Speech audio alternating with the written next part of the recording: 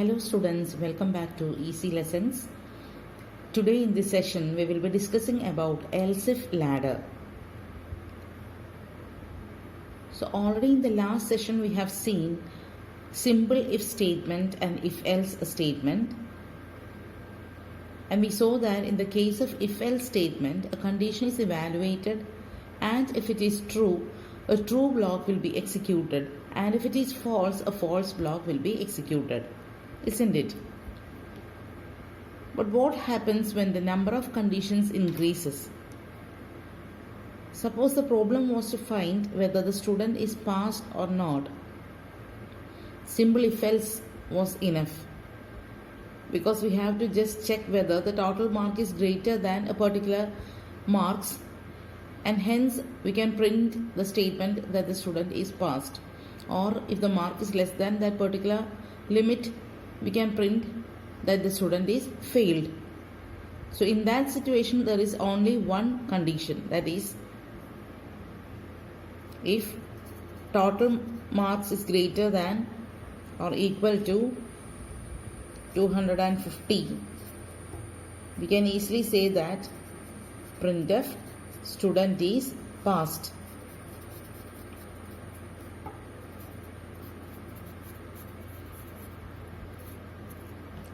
Else we can print that he is or she is failed, isn't it? So in the case of a single condition, an if else statement was enough. But what will be the situation if the problem was to find the grade of a student? Shall we say if the total marks is greater than some particular limit, the grade is A, and else the whole students will be having the grade B? No, it's not possible. We have to check a certain other limits also. For example, sometimes if the total marks is greater than 480, the grade will be A, and for those who have scored greater than 360, the grade will be B, and if it is greater than 210, it will be grade C, and if it is less than 210, the grade will be D. So there are so many conditions we have to check. So in such situations in which the user has to check more than one conditions, you can always depend on a multi-way decision statement, and in C language there are different provisions to check such conditions, and one of the provision is else if ladder. So let us see what is else if ladder. So here is the syntax of else if ladder. What happens here is that first of all a condition will be evaluated. The first condition will be evaluated, and if the condition is true, the first block will be executed. And there are chances for the condition 1 to be false. If the condition 1 is false, the program control will be shifted to the else part, and there in the else part we are checking the other condition, second condition. So the condition 2 is evaluated, and if it is true, the statement block 2 will be executed. And in the same way, if the second condition is also false, the program control will be shifted to the else part, and the third condition will be evaluated. In such a way, a number of conditions can be evaluated, and finally an important point to be noted is that an else if ladder should be always ended with an else part. It should not end with an else if part. The last part of the else if ladder should be an else statement. And what does this else statement means? This else means if all the above conditions are false, what is to be done? That is specified in the false block. Okay, let us see an example.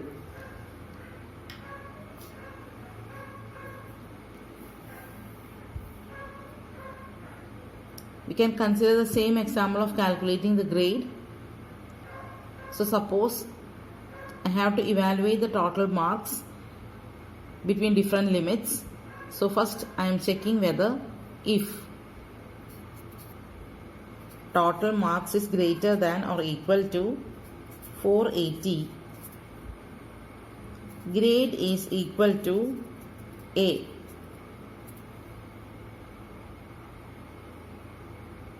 And if the total marks is not greater than 480, the condition is false, the program control will be shifted to else part.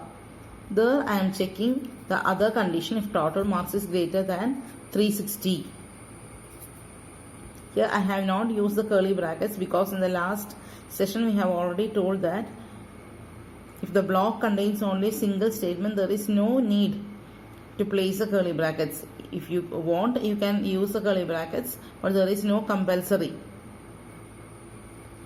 Okay, so the second condition is evaluated, and if the total marks is greater than or equal to 360, grade is equal to B.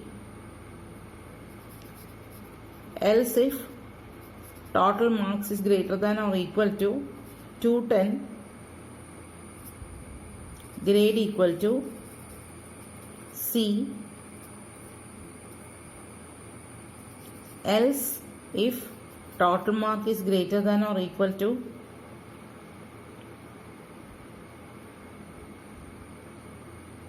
0,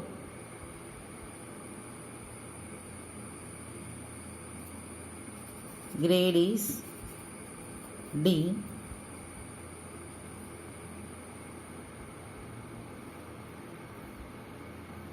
Else if the user has entered any wrong information, any negative numbers or like that, so last part else says that printf wrong entry.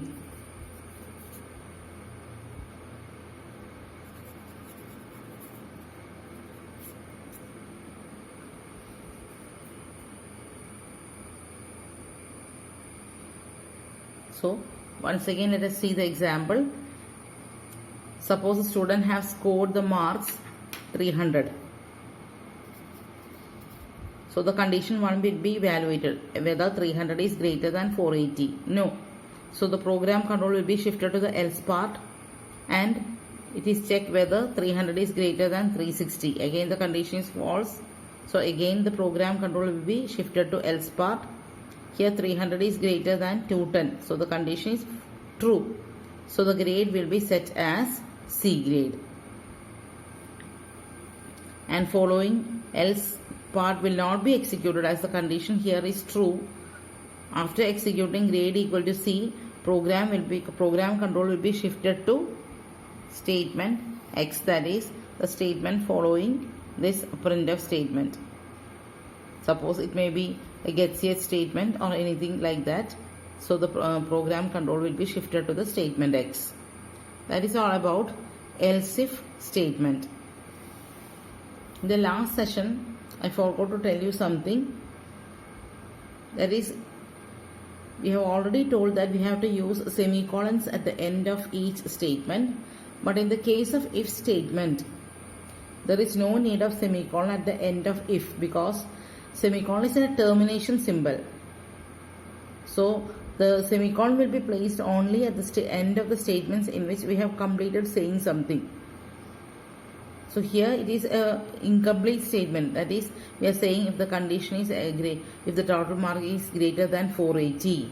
So it is an incomplete. What is to be done has not been mentioned.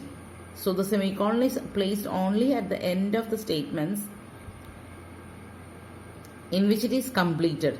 So there is no need of placing semicolon at the end of if statement. Okay, that is all about else if ladder. Hope you understood. Thank you. Please like, share and subscribe the video. Thank you once again.